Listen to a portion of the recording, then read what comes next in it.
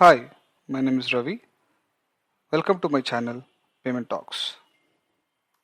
Did you know 85% of the people watching the videos on this channel do not visit the blog, where you can find more information on the given topic? The link to the blog is in the description. I suggest watching the video and referring to the blog for more clarity. Have you ever wondered how the funds flow in correspondent banking, especially when you see a complex ISO payment message? Can you tell who is giving funds to whom by looking at the payment instruction? Let's get answers to all those over the 4 video series on DPD CPD. Before we start with this week's video, I would strongly recommend to go through the 3-part video series on agents in an ISO message. You will be able to quickly grasp the DPD and CPD scenarios only when you have the conceptual clarity on the agents and parties in the message. In this week, we will start our DPD CPD understanding journey with the DPD of outgoing payments. Do you remember this hypothetical payment chain that we introduced in earlier video? Understanding this chain, which contains all the agents and parties of ISO message, will make you master of ISO messages. Let me explain this chain step by step. First thing you notice is the green elements. These are the mandatory fields in the ISO PAXO 8, that is customer credit transfer. We base our whole discussion on the PAXO 8.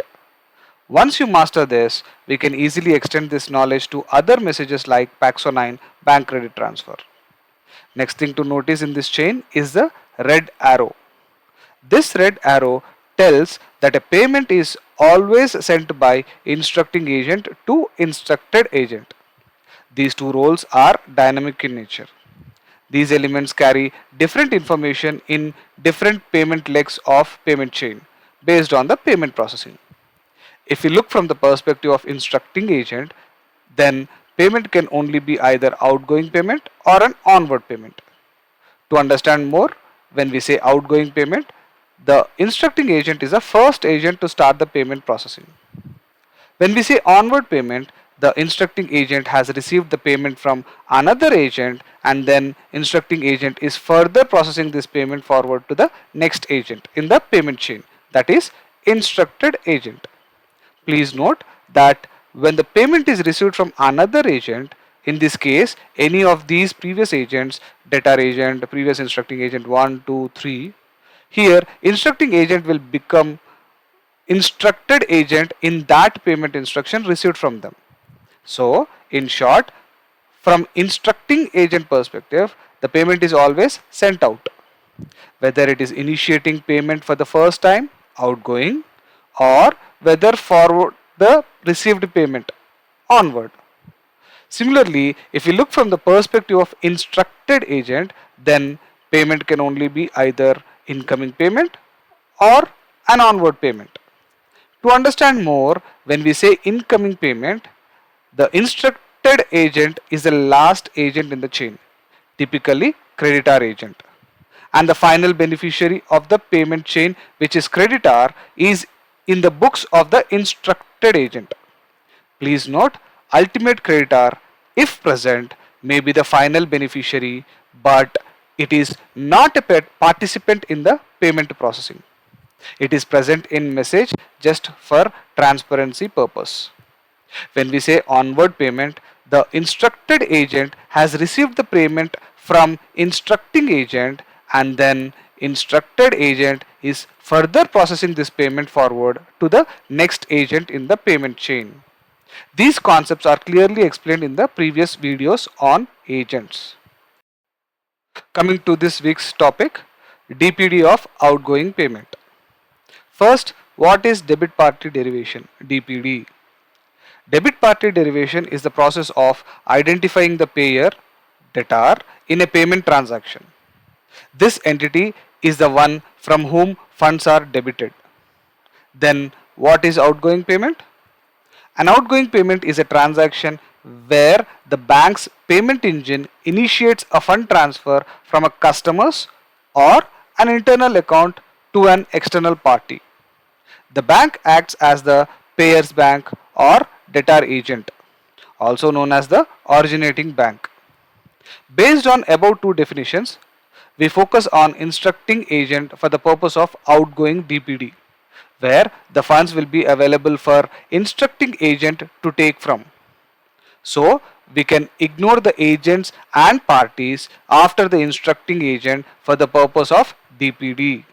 All the agents now highlighted in red will be ignored as we are focusing on outgoing payment where the instructing agent is the first agent in the payment chain. We will not be having previous instructing agents in the payment message. So we will ignore these as agents as well.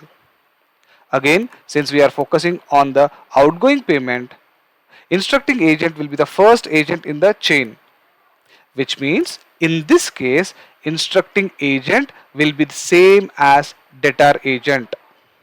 Now let us compare the remaining agents with the full agents in chain. On comparison, we can understand that the remaining elements are the payment initiation agents. Payment initiation can be done by a customer, corporate client or internal system, example payroll, loan disbursement. The payment instruction may come through online banking, API integration or manual entry. Depending upon the scenario, we may or may not have these agents in the instruction. When these agents are present, we will see from whom we should take the funds for an outgoing payment. The first agent is forwarding agent. Forwarding agent refers to a financial institution that relays the payment instruction from the initiating party or debtor to the debtor's financial institution debtor agent. The forwarding agent typically operates as a concentrating financial institution. This is commonly known as a relay scenario. As a relaying agent, forwarding agent need not maintain the account with debtor instructing agent. Debtor holds account with debtor agent. So the account from where the funds needs to be taken is debtor account held with the debtor agent. Here we need to understand one thing. Forwarding agent is initiating the payment to debtor agent by instructing to debit funds from debtor. But as debtor agent, should we simply honor this payment? To give an analogy, your friend goes to bank where you held your account and asks the teller to give the cash from your account. Will the teller give the amount directly? No, right?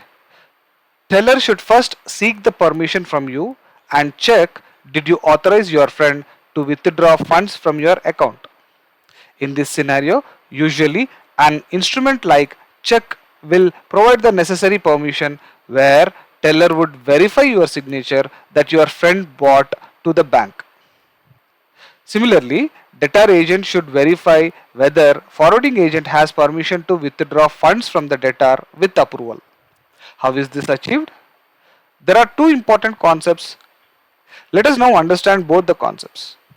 First, we need to understand the concept of debit authorization. Debit authorization is a formal consent given by a payer, debtor, to a third party or financial institution to withdraw funds from their account for a specific transaction or recurring payments. Here, forwarding agent needs to have debit authority over the debitor account held with the debtor agent to move funds from his account. How do we establish this debit authority? We need to understand the concept of tripartite agreements. What is tripartite agreement?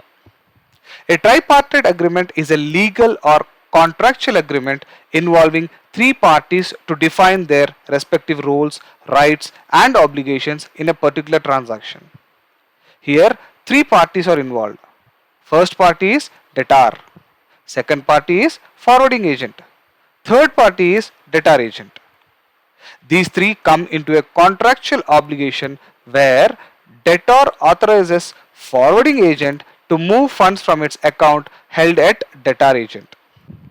Debtor agent should now honor this payment instruction as it has the legal agreement where it got the debtor's permission to act upon its account when payment instruction is sent from forwarding agent. Now coming back to the DPD for outgoing payment, the funds are taken from the debtor's account. If the payment instruction has forwarding agent, then before taking the funds from debtor's account, the debtor agent should verify the debit authorization of forwarding agent using tripartite agreement. If the authorization is not in place, then this payment cannot be processed further without manual intervention. Please note, when forwarding agent is present in the payment initiation instruction, the presence of initiating party is not considered for debit party derivation. Next, we move on to the scenario where forwarding agent is not present. For a payment initiation instruction using PAIN01 from network, initiating party is mandatory. If payment instruction is received from the bank's channel via API or others, initiating party is not mandatory. There are two scenarios here. Scenario 1, when debtor and initiating party are different. Even in this case, the concept of debit authorization holds good.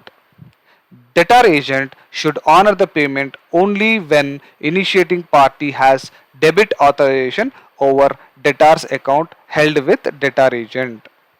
Scenario 2, debtor and initiating party are same and will contain the same information. This is mostly the case. Even both these scenarios, the debit party is debtor only from whose account the funds move. If initiating party is not there, then it is a straightforward case of outgoing payment, where the debtor agent debits the debtor account and processes the payment. What about ultimate debtor? Ultimate debtor does not have financial connection with the payment chain.